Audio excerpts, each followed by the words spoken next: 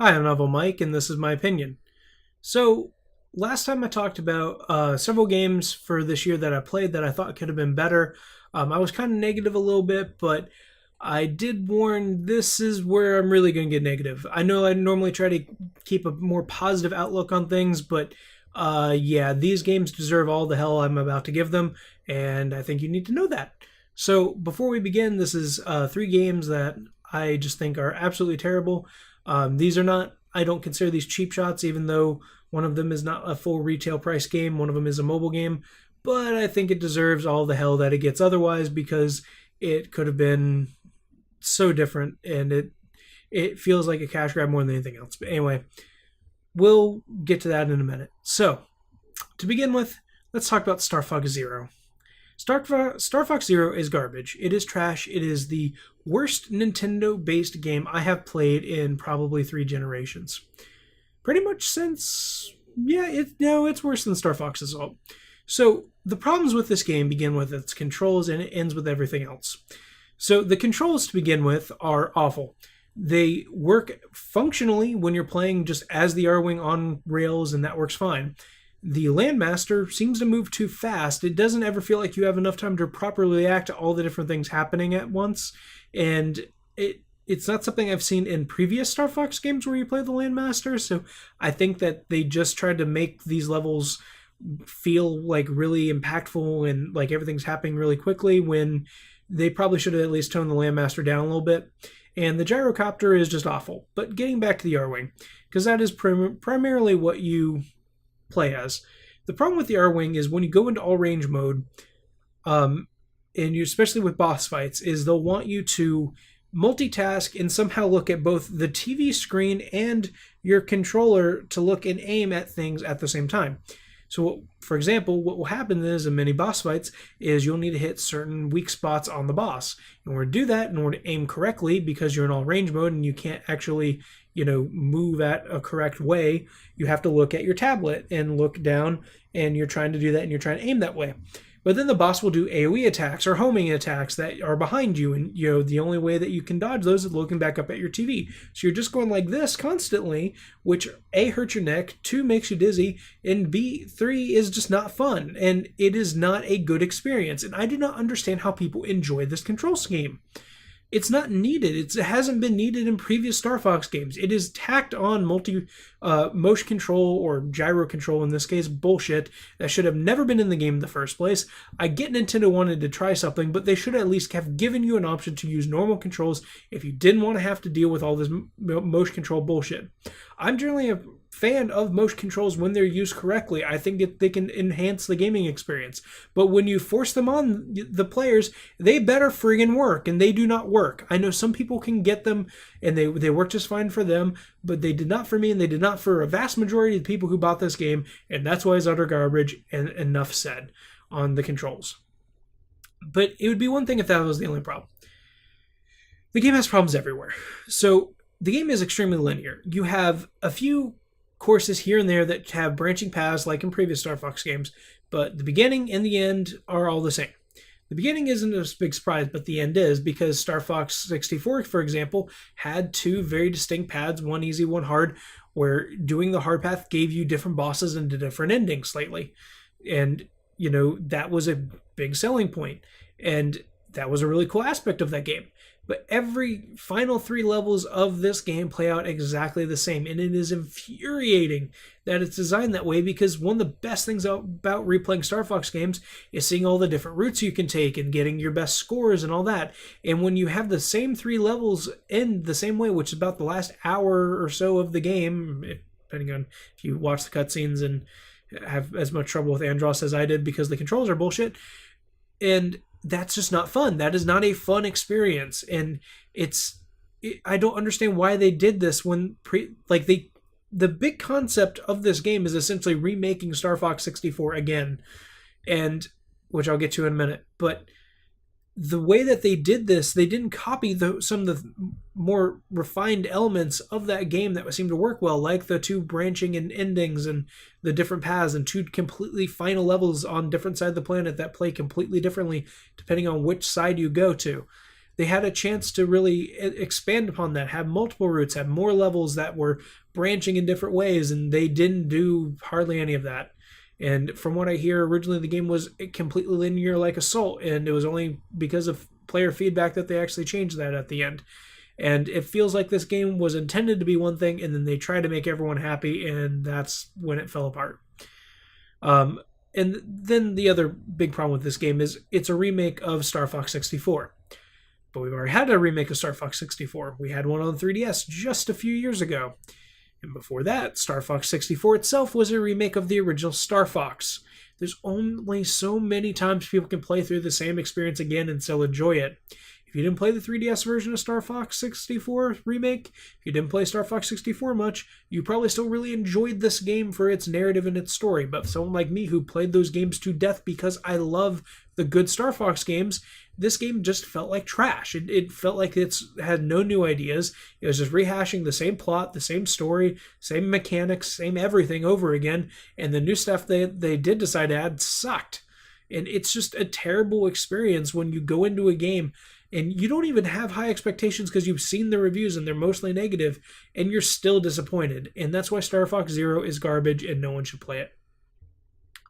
Next up is a game I have talked a little bit about already, but I'm still going to talk about it a little bit more today, and that is unfortunately Mighty Number 9. Mighty Number 9 is awful. I think anyone who's played it can tell you that. I know, like Star Fox Zero, there's some people that really seem to like it, but no, it's garbage. It's awful. I hate that I spent money on this piece of shit. Star Fox Zero is bad. Mighty Number 9 is worse. Mighty Number 9 could have been good. There was a time early in this game's development where they seemed to have a clear goal and a clear idea of what they wanted the game to be, and it could have been amazing. And then they backtrack on that as hard as they could, which pissed off their fan base, and it pissed off everyone who played the game pretty much. Like, again, we still have no idea what's happening with the backer rewards. Like, I backed this game. I was supposed to get physical items. No contact information taken, no information given on when that's going to be happening. Like, they have no friggin' idea what they're doing with this game. It was a train wreck. It's one of the worst Kickstarter train wrecks that actually was released.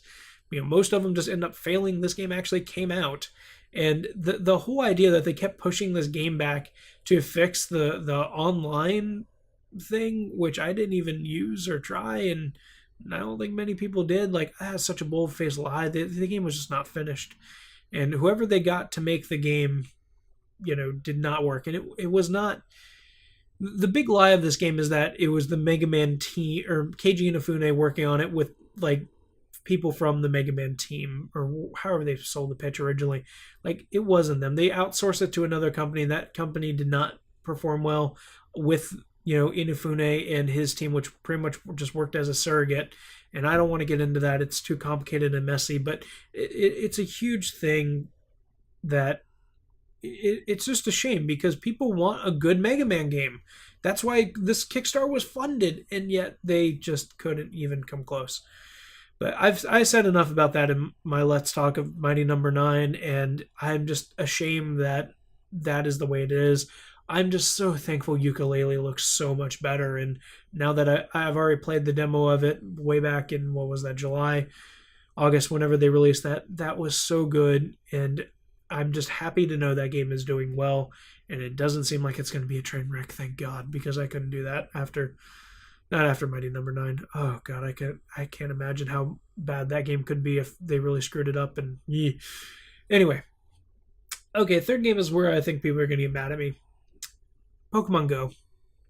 Pokemon Go sucks. It is not barely a game. The concept of Pokemon Go is intriguing. Finding Pokemon in the real world, going around and going into a playground and trying to find an Eevee, or exploring a town and you're finding rare Pokemon. Like, it's a cool idea, but that's all it is a cool idea. The gym system is stupid. It doesn't function well. Pokestops are boring. It's a novelty for like a few days, and then it's just the same thing over and over again. And you can only catch so many Pidgey and Rattatas before you want to throw your friggin' phone out the damn window when you're playing because there's nothing else to do in the game. and the battle system is virtually non-existent. Like, it's there, but it's nothing like Pokemon. It's nothing like the series that it originally was. They didn't have to make a game like this. They could have made it so much better and so much more interesting. And I know they've added things, and like now there's some Gen 2 Pokemon, but even that they've screwed up. And they made so many mistakes with this game. I'm shocked people are at all still playing it, and people are, because it's just not fun. There's nothing fun about going around and just trying to find the same Pokemon over and over again. And getting these stupid little candies so you can power up your Pokemon and evolve them and make them better so you can take a gym, which gets taken over 5 seconds later. Like, it's not what it should be. There should be something more to it than that. There's barely a game here. There's no, game modes. There's no interesting options. Like, you choose these 3 teams and they don't do really anything besides color code certain things. And it's just, it feels like such a waste. It feels like a game that pretty much, it wasn't even a beta test. It was like, oh, hey, we got an idea. Okay, make that one idea into the game. Okay, what about the rest of the game? Oh, no, we don't need to worry about that. Just make this a thing. This will be good enough for a game. And then that's what they went with.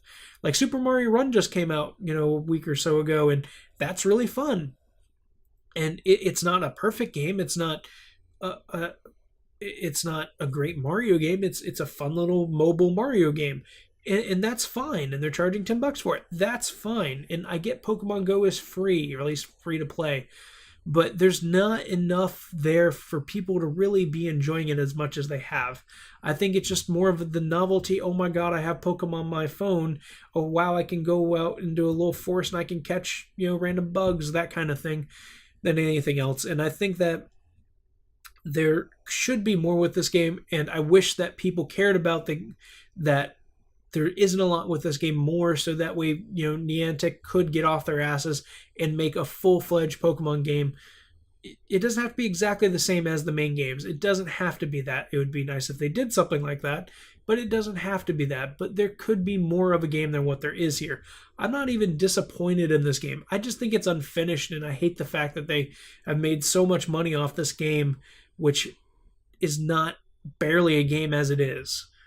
I mean, there's nothing to do. Like, okay, what happens once you catch all the possible Pokemon? Nothing. What happens when you take over a gym? Nothing. You lose it in 5 seconds. Like, there's no replay here that makes this game more interesting. There's nothing that happens once you reach a certain level to really expand the horizons on what you're capable of doing with this game. It's just the same thing from start to finish, and it's not good. I love the idea of having Charmander and all my favorite Pokemon on my phone and on my phone's team and stuff like that. And like, if you could trade, if you could battle your friends like with a proper battle system, it would be really cool. But that's not what's here. What's here sucks, and you should not play it. Just don't waste your time. Don't waste your money, especially. It may be free to play, but they made a shit ton of money on that damn game. And it probably will never really get better. They're probably just going to keep adding Pokemon to it slowly but surely, and eventually we'll, get more. But, I mean, it's just one of those things. Like, I just wish that they had done a proper Pokemon game instead of this mess. And it doesn't have to be exactly the same as the other Pokemon games, but make it more closer like Super Mario Run, where it's like a free-to-try game, and then once you get to a certain point, let you pay a real price to purchase the game and make it a full-fledged, at least somewhat normal Pokemon experience instead of this, chintzy crap that just is not good. Anyway, I've ranted about those 3 enough. Next time, I will be much more positive, and I will be talking about the 3 games I am most excited to play in 2017. Thank you all for watching. Sorry if this was a little bit too negative for some of you. Sorry if you really like one of these games and you're not happy with my opinion, but, hey, I needed to say it, and it feels so much better than I got all that out. But anyway, I'm Novel Mike. Have a great day, everybody. See you later.